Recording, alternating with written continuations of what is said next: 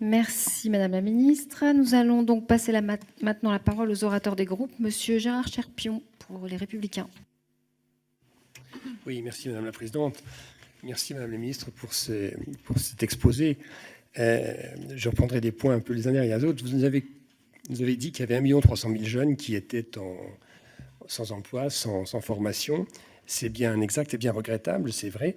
Mais pour autant, s'ils sont dans cette situation, c'est aussi parce qu'il y a un défaut d'orientation, bien évidemment, et puis un défaut également au niveau de la formation même, de l'éducation même de ces jeunes, en particulier au niveau des lycées professionnels. Non pas que je mette en cause les lycées professionnels, mais parce que peut-être n'a-t-on pas finalement une bonne complémentarité entre les lycées professionnels et les CFA.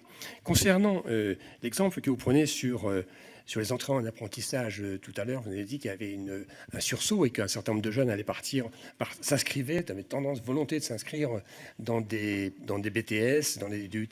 On est très bien, mais on est dans du post-bac et nous avons aussi besoin de conforter l'apprentissage dans les niveaux inférieurs.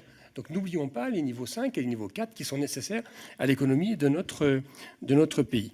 Et concernant, je vais un peu vite, mais concernant l'exemple que vous prenez de la fleuriste, c'est un bon exemple pour montrer que le système, finalement, ne va pas fonctionner. La fleuriste en question, la personne qui veut devenir fleuriste, 10 ans d'attente pour pouvoir avoir les 5 000 € nécessaires pour pouvoir faire sa formation. Et avec les 5 000 €, elle n'aura pas suffisamment pour faire une formation longue. Et on ne sait pas comment on va financer ces formations longues. Donc là, il y a un véritable problème. Concernant aussi, toujours dans la formation professionnelle, l'ANI avait prévu des parcours en co-construction, à la fois par l'entreprise et par la personne. Or, on ne retrouve pas cette co-construction dans le texte. Je m'interroge également sur la gouvernance, en particulier France Compétences. Quel sera effectivement le rôle de France Compétences? Quelle sera sa gouvernance au niveau national? Et comment entendez-vous le développer au niveau régional? Enfin, quid de la période de transition entre la fin du ancien système, du vieux système, et du système nouveau qui va se mettre en place? Je prends un exemple, le fonds gestif va disparaître, et dans le même temps, le CPF transition ne va renaître que dans 18, peut-être au mieux dans 18 mois. Pendant toute cette période, que se passe-t-il? Quid également de la fin de la période de professionnalisation? On peut s'interroger. Concernant l'assurance chômage, il s'agit de la fin d'un système concurrent. C'est pas 5 minutes, c'est 2 minutes? Ah, pardon. Alors, je termine très rapidement sur l'assurance chômage. C'est dommage parce qu'il y a autre chose à dire aussi sur le handicap. Et concernant l'assurance chômage, il y a effectivement la fin d'un système. Monsieur Cherpion, je m'excuse, c'est 5 minutes. Donc je termine. Excusez-moi. Voilà. Oui, ne vous affolez pas. Je voulais simplement dire que c'est du assurantiel.